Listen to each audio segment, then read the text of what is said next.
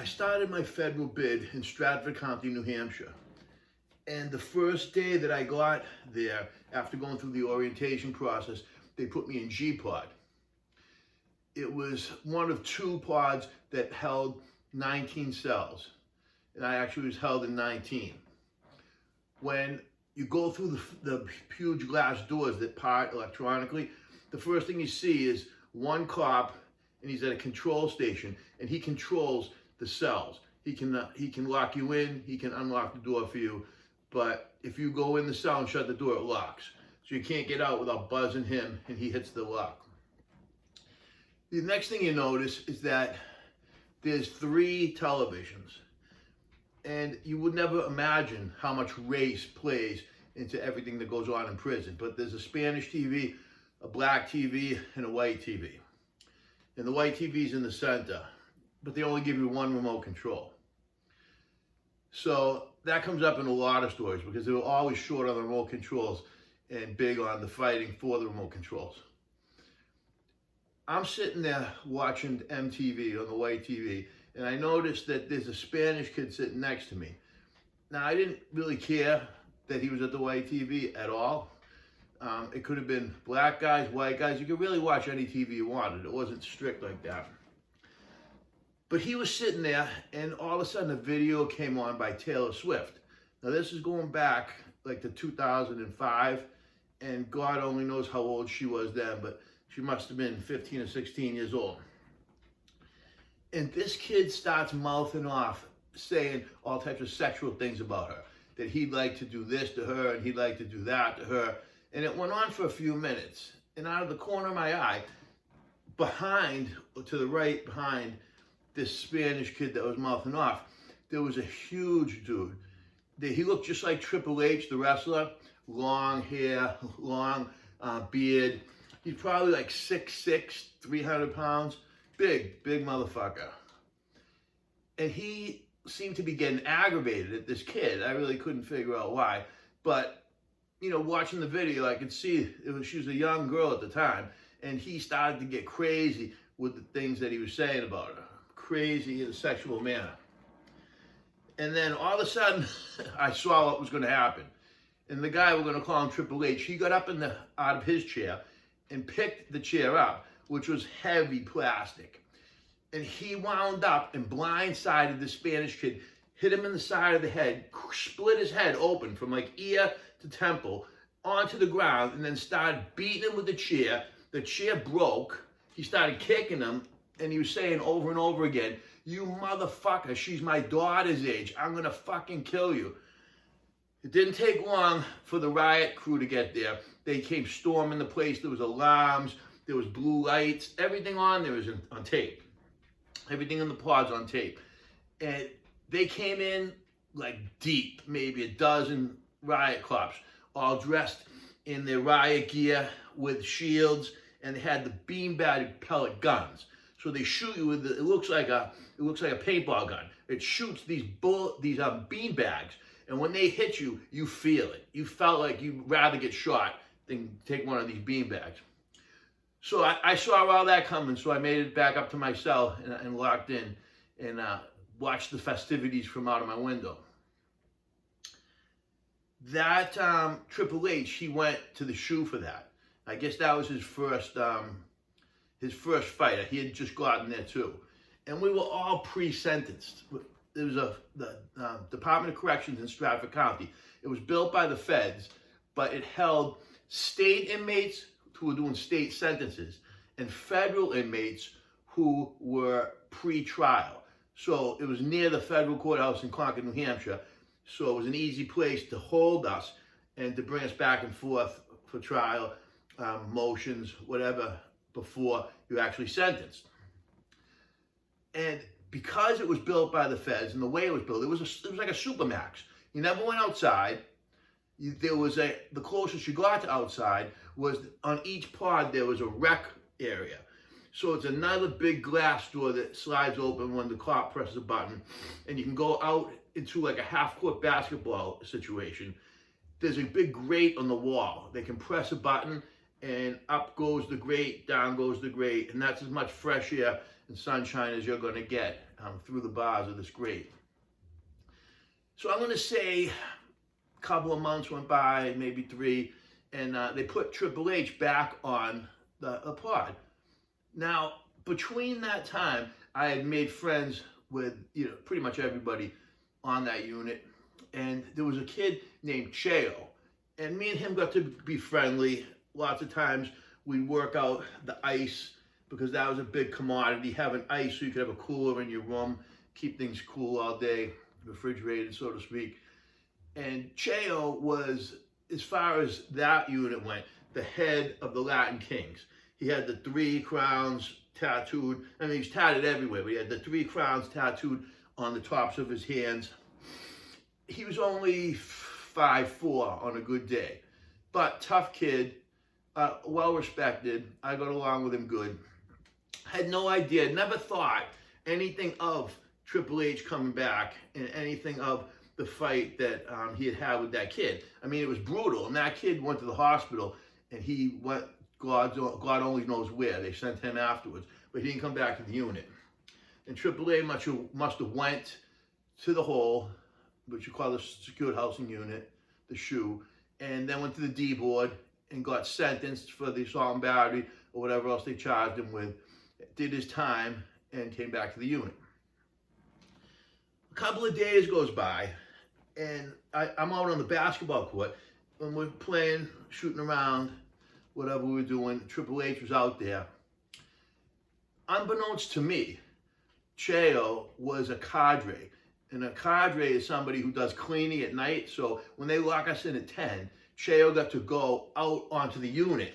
And you had a little bit more freedom, because you could even go on other units to clean, wherever they sent you in the building, maybe down to the infirmary, to shipping and receiving, out to the front, the intake area, wherever they needed you to clean, you would clean. And at least you get out of your cell. You didn't have to get locked in at 10 o'clock. Well, Cheo took it upon himself to get some items out of the broom closet. And when he was in there, he took 2 brackets that were underneath making a shelf. So he took these bracket shelves. I don't know where he took them. I don't know if he took them to somewhere else in the institution, or if he used like the side of his metal bunk bed, but he sharpened these things up so they were like razor blades.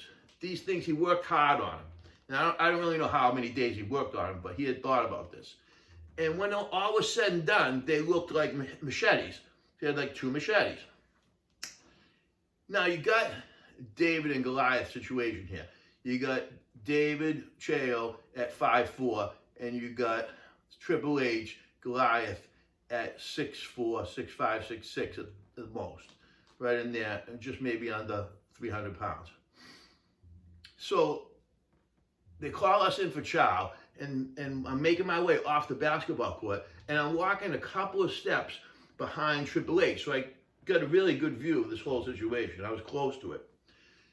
Right where the rec area meets the actual pod, Triple H might have taken 2 steps in, and there was Cheo in front of him blocking his way.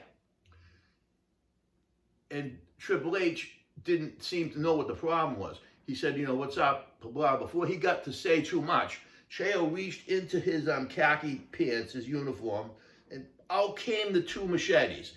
And before you know it, he went like an expert. He sliced this fucking kid's face, his chest, his arms. It went right through it like butter. And out came blood. Squirts, streams of blood were coming out. He got him in the neck, got him in the face, the forehead. He fucked him up. And I'm standing there, this blood squirting all over me, getting all of my uniform. It was crazy. Couldn't believe what I was seeing. And it went on for long enough that he got really fucking hurt. He couldn't defend himself. All he could do was put his arms up to try and block the blows, because he wasn't expecting it at all. He never laid a glove on Cheo. And once again, in comes the riot team. Cheo just gave up without incident, and Triple H just bled himself to his knees, laying on the ground. They took him out in a stretcher, and off the both of them went. Now, both of them, that was, we know Triple H is at least second offense, I don't know how many offenses Cheo had had before that, but they went off to the SHU and presumably saw the D board, and then they got transferred out of the institution altogether.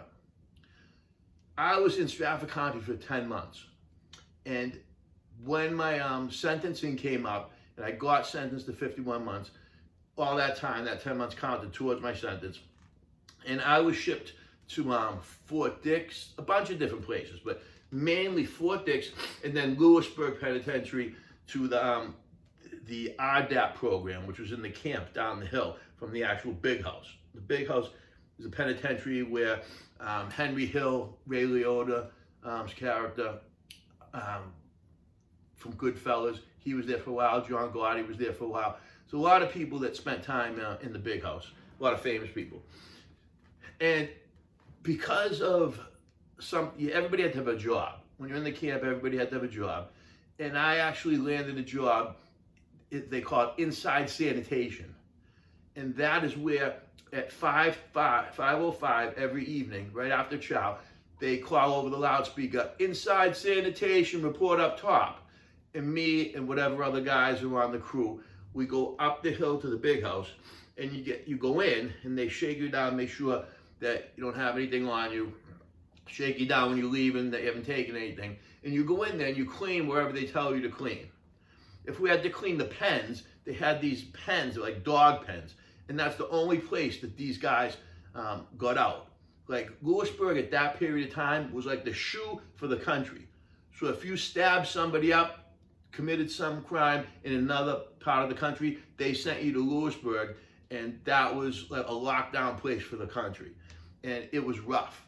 It was 100+ degrees in the cells during the summer, and you only got 1 hour a day outside for rec, and they put you in these pens like a dog.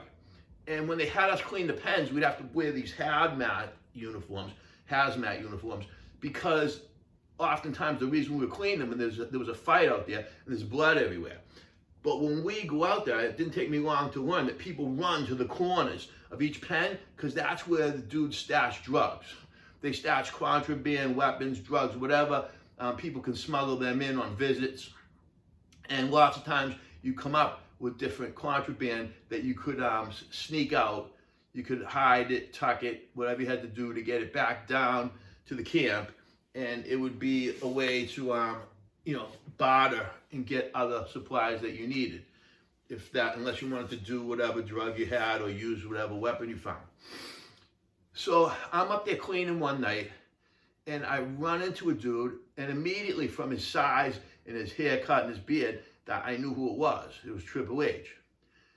And he wore the scars of that battle with Cheo like you wouldn't believe. I mean, they healed, but they didn't give him very good medical attention. He had scars. You could see him underneath his beard, his eye, his forehead.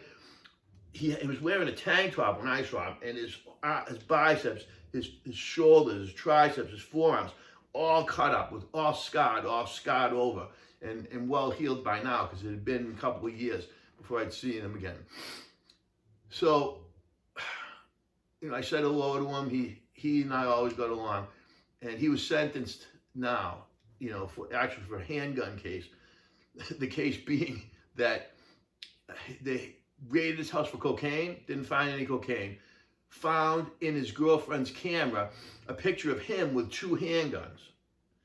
And then they said to the girl, they were questioning her about the handguns, and they got her to, under threatening her that they were going to take away her daughter and her son, who belonged to Triple H as well.